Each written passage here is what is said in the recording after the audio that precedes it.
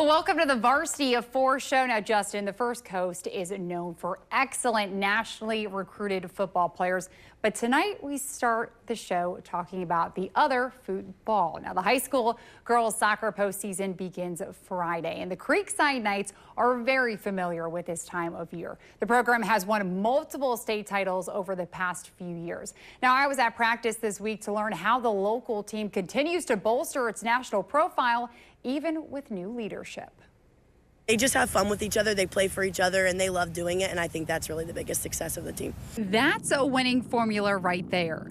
Doing what you love, with the people you love, and winning games too. This season has been great. It's been like from the very beginning, we've worked super hard starting in summer, and just like the team chemistry is amazing this year. So honestly, just coming to practice every day and being able to like play with like not only my friends, but like honestly my family is just, it's a great experience. It's been a season to remember for the Creekside Knights girls soccer team. But there's just something different about this group, and I really think it is how close they are.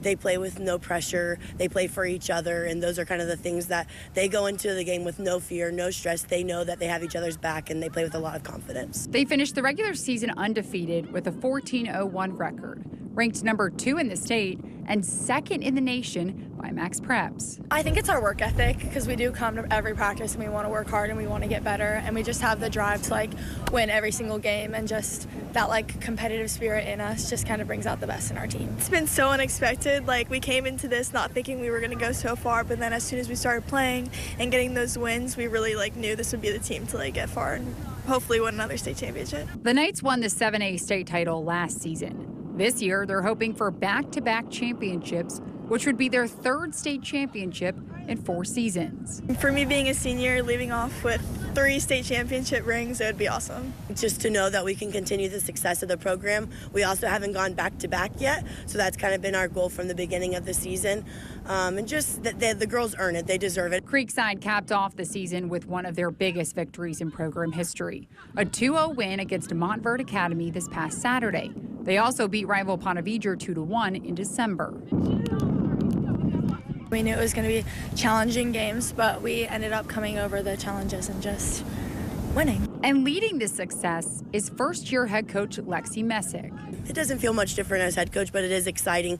We have implemented some new things this year, and I feel like we've taken more of a fun approach and less pressure approach this year, and I think that's helped us a lot to the culture of our team. Messick, who spent the last 3 seasons as an assistant coach, knows how crucial this time of year is as the Knights prepare for districts. Just knowing that, you know, going into every conversation, it could be our last, and so no, we won't put pressure on ourselves, but knowing that the big moments are going to matter the most. But big moments and bright lights are no match for one of the best soccer teams in the country, now eyeing back-to-back state titles. I'm Alessandra Pompri on Channel 4, the local station.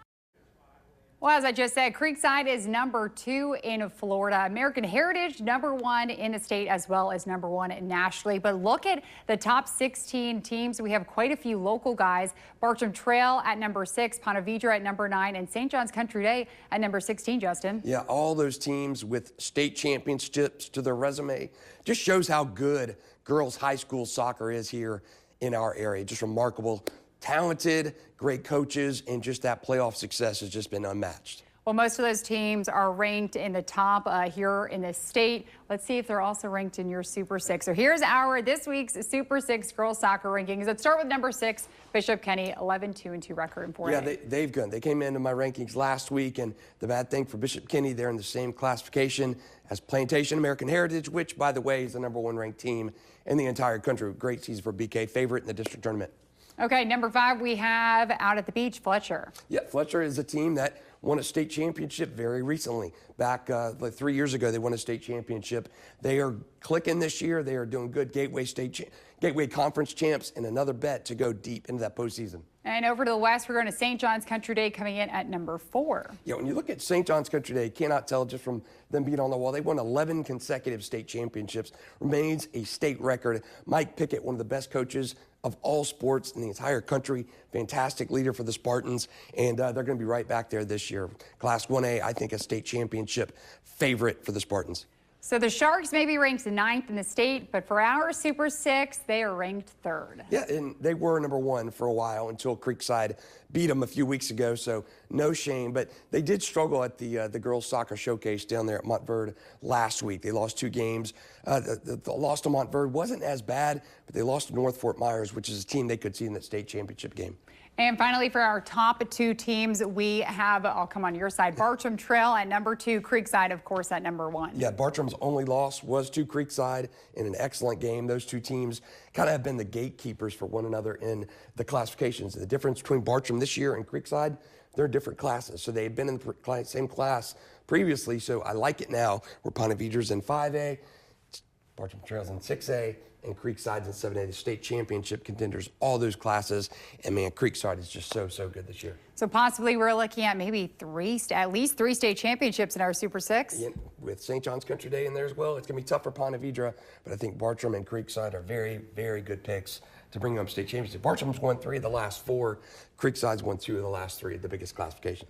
Okay, well, good luck to the girls as they head into districts on Friday. But coming up, we are going to reveal your Super 6 boys and girls basketball rankings, so stay tuned right here on Varsity 4.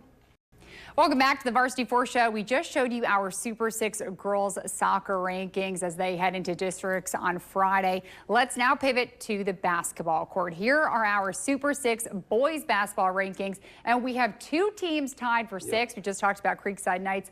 Now their boys basketball team also showing up and tied with Fleming Island for 6th. And, you know, Creekside's been knocking at the door to get into the rankings all year. They've had good wins. They put an extremely difficult schedule. They got in this week. They're tied at number 6.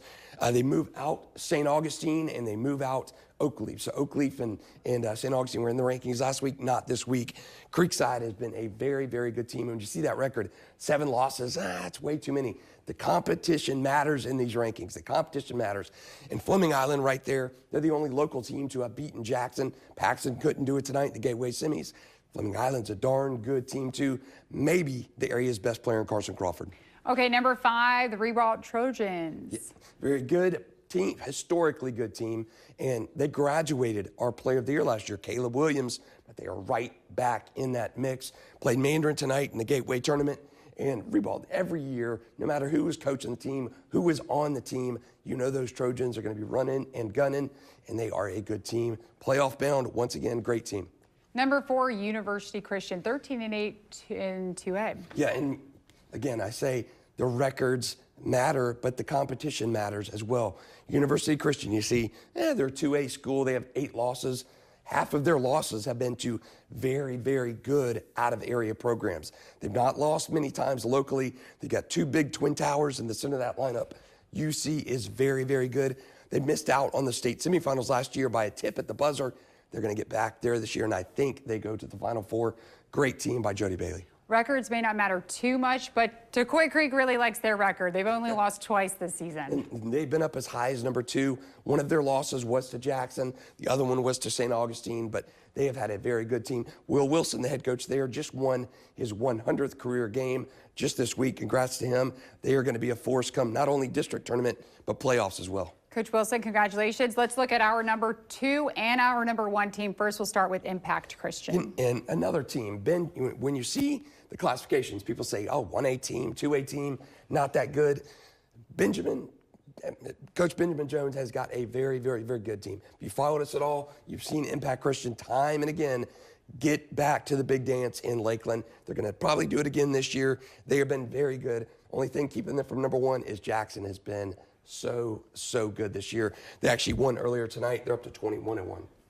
Okay, tonight was the Gate Conference Classic Final Four. How important is this tournament for our community? The Gateway Conference is always big, just for bragging rights. I mean, you see a Jackson Ribault clash or a Rains Ribault clash in the conference.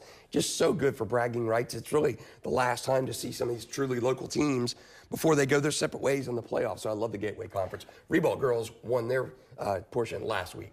Okay, congratulations to the Ribault Trojans girls basketball team. But we just talked about Andrew Jackson. They are heading into the championship for the Gateway Conference. Let's take a look at those Final Four highlights from tonight. The Tigers dominated the 4th quarter, leading 54-28. Quick pass underneath to David Wilson as he lays it up and in. Later on, Wilson finds Jahari Simmons for the triple, and it's good. Jackson piling it on. Take a look at this play. Simmons on defense pokes it out to Wilson. He takes it all the way and slams it down. Jackson wins 68-38. Simmons and Wilson both with 15 points each. The Tigers advance to the Gateway Conference Finals on Friday night. I think we played good today. Next round, get ready for the championship game. Very excited. First time for myself to be in the championship game for the Gateway, so we're excited. Okay, well, congratulations to Andrew Jackson as they continue to the Gateway Conference Classic Championship. We just talked about the Reball girls. They won. Then why are they tied for 6th, Justin? They've been knocking at they've been in my rankings, out of the rankings, in my rankings. They had a big Gateway win last weekend, beat Andrew Jackson. Jackson's been a Super 16 most of the season, but Reball and head coach Shantae Stevens, Trinity Berry, very good team. They are in. If you know anything about area basketball, Reball stands alone, and regardless you're in the Super 6 or not, Reball is just a iconic program. They're in the Super 6 as a Gateway Conference champion. Really good season for the Trojans. And you can see they're tied with San Jose Prep for 6th place. In 5, we have Ridgeview, and 4, we have Potter's House. Yeah, and Ridgeview's been in for a couple weeks. The Blockton sisters getting it done out there in Clay County. And Potter's House, they had a big game against Bowles last weekend. Bowles pulled away, but Sharanda Reddick is coaching there at the Lions. Very good team. They're not in FHA play, but they're still one of the best teams in this area. Bishop Kenny at number 3. The Crusaders should be happy with that. Yeah, and they were #1 team a couple weeks this season for us. They had a big game against Bulls last week. The Bulldogs pulled away in that one. Kelly Stevenson's bunch, a very, very good team. And looking at number 2 and 1, we have Providence, and then Bulls taking over the #1 spot. Bulldogs, I bet you're going to be very happy about that. Providence and Coach Gigi Bistro, they continue to get it done. Janae Jordan and company getting it taken care of year after year after year. Seems like I've been saying some of these girls' names for years because they've been there and starring for years. A state semifinalist team last year. We'll see if they can get back. And then Bulls is Bulls. Kelly Stevenson's Bulldogs and assistant coach Sherry Anthony. You heard us talk about her last week, giving her a little shot at her retirement. They named a court after her at Nice. She's now an assistant at Bulls. So really good to see the Bulldogs, assistant coach Sherry Anthony and Kelly Stevenson, led by Abby Knopf, getting it done over there. They've been #1 for a couple weeks now. Now, the best season for any sports season is the court playoffs. So we, of course, will keep you updated as they head into their postseason. But make sure to follow us at Sports4Jax on Instagram and Twitter for the latest up-to-date sports news. And you can watch our high school sports show every Thursday at 10:45 p.m. with Justin Barty and I. So, Justin, thank you so much. And thank you for watching Varsity 4. News for Jax at 11 is up next.